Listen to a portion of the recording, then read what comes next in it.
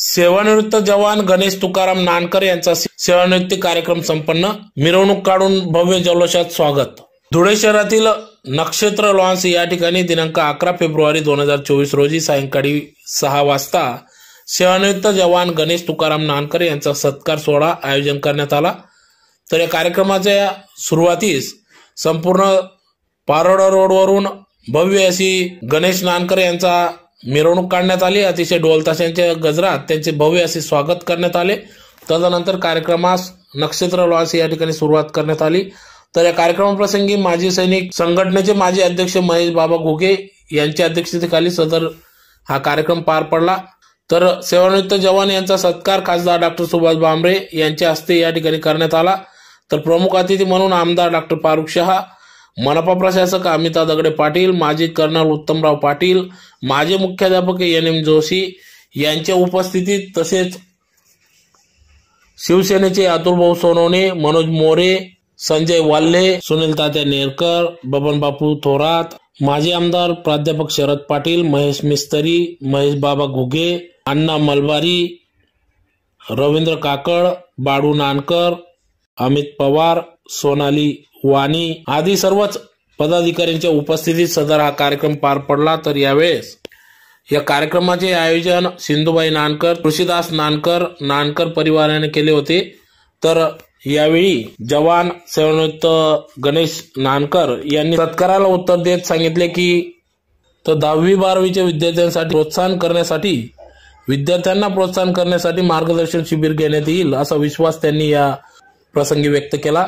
तर या ठिकाणी मोठ्या संख्येने विविध पक्ष संघटनांचे पदाधिकारी यांनी सेवानिवृत्त जवान गणेश नानकर यांचा भव्य सत्कार करण्यात आला। तर या ठिकाणी मोठ्या संख्येने आप्तेष्ट, मित्रपरिवार, समाज बांधव उपस्थित होते।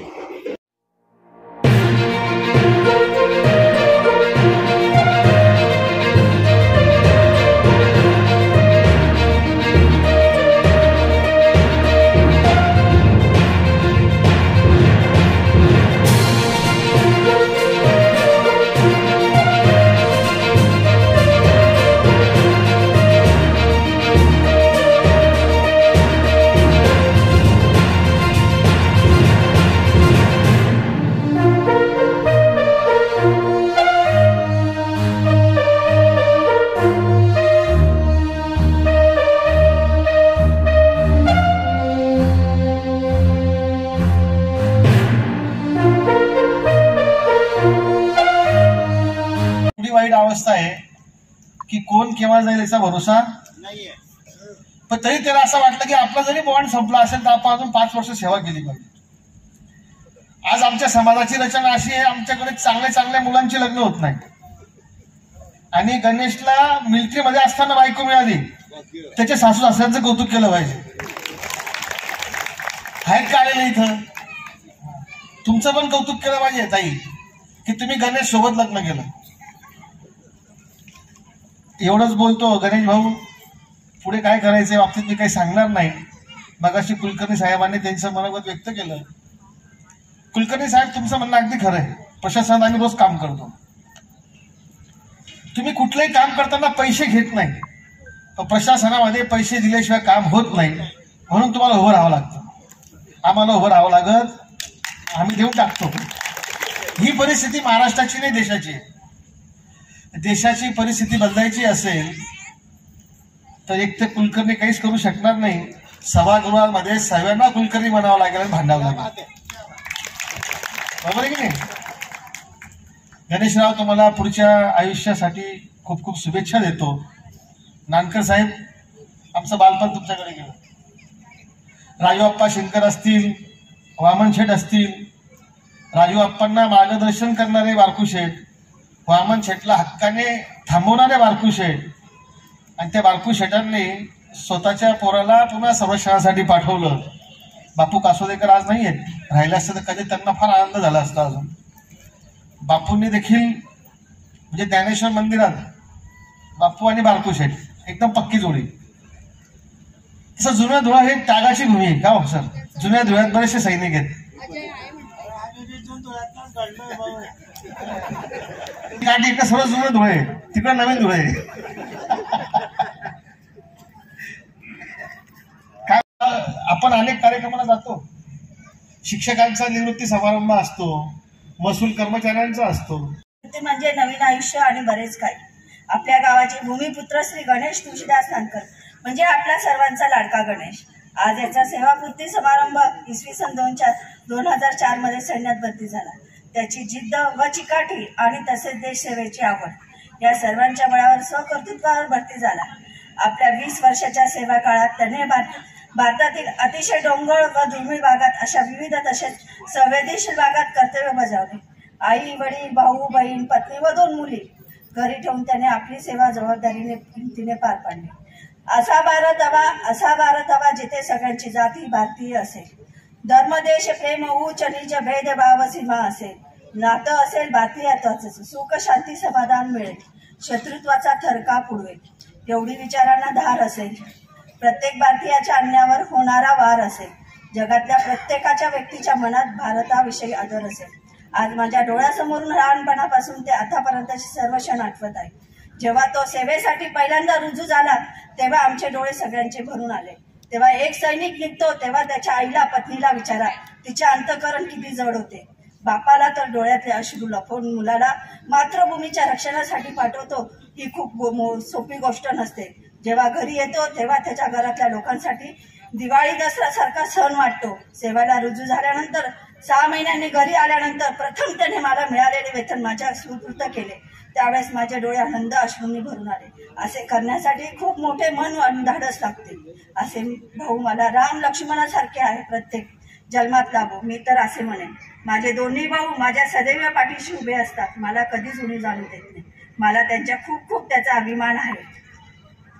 महाराष्ट्राच्या शौर्याची त्यागाची परंपरा जरा खऱ्या अर्थाने कोणी चालवत असेल तर सीमेवर लढणारा आपला सैनिक चालवत असतो.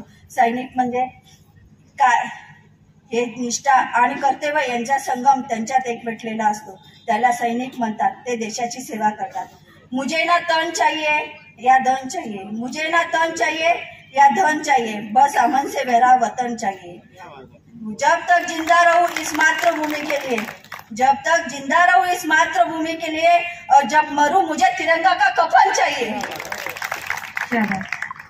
प्रत्येक घरात मी प्रत्येक आई वडिलांना सांगेन की प्रत्येकाने आपल्या पोटातच असताना प्रत्येक मुलाला सैनिकाचं धाडस केलं पाहिजे, शिकवलं पाहिजे, धडे गिरवले पाहिजे. श्री गणेश नानकर सर्वांना आनंद देण्यासाठी आणि स्वतः आनंद घेण्यासाठी सेवानिवृत्तीचे आरोग्यपूर्ण खूप सुखी होत्या. माझे 2 शब्द संपवते. जय भारत जय. जुन्या धुळ्यामध्ये रेशन दुकान चालवणं किती कठीण असतं. सगळे आमचे लढाऊ लोक, मागासवर्गीय लोक, गोरगरीब लोक, गरिबीत जगणारे लोक आणि प्रत्येक एक दाण्यासाठी रेशन दुकानावर झगडा करणारे लोक, अशा ठिकाणी एक वाणी माणूस हे रेशन दुकान चालवत होता आणि त्यातनं त्यांनी खूप रिलेशन त्या ठिकाणी मेंटेन केले. आम्ही पाहिलेलं आहे. एक सायकल घेऊन त्या ठिकाणी धावपळ करणारे बारकू शेठची आम्ही सगळी मेहनत पाहिली. माझ्या सेम वयाचे आहेत ते. आणि या काळामध्ये त्यांना एक अवदसा पण आठवली होती नगरपालिकेत उभं राहण्याची, गणेश. आणि त्यावेळेला ते उभे राहिलेत. बारकू शेठला सगळेजण बारकू शेठ उभे आहेत. रेशन दुकानचा राग सगळ्या बारकू शेठकडनं काढला. खूप पैसे घेतले आणि समोर आमचे नारायण मास्तर फुलपगारे होते. त्यांच्या समोर अल्पशा मतांनी त्यांचा पराभव झाला.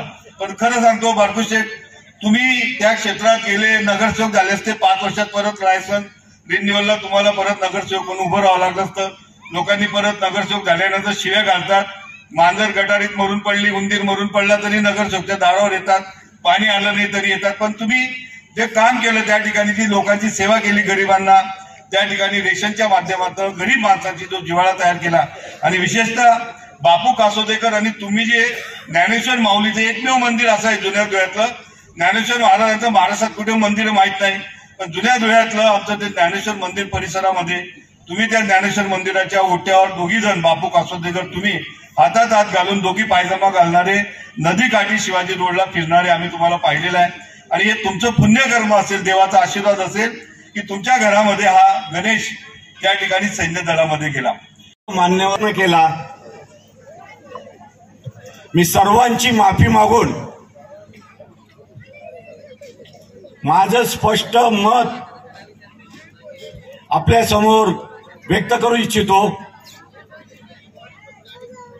सर्वात महत्वाचं, की या कार्यक्रमाचा अध्यक्ष मला का केलं किंवा आपल्या मान्यवरांच्या उपस्थितीमध्ये अध्यक्ष म्हणून मी का बोलतो आहे.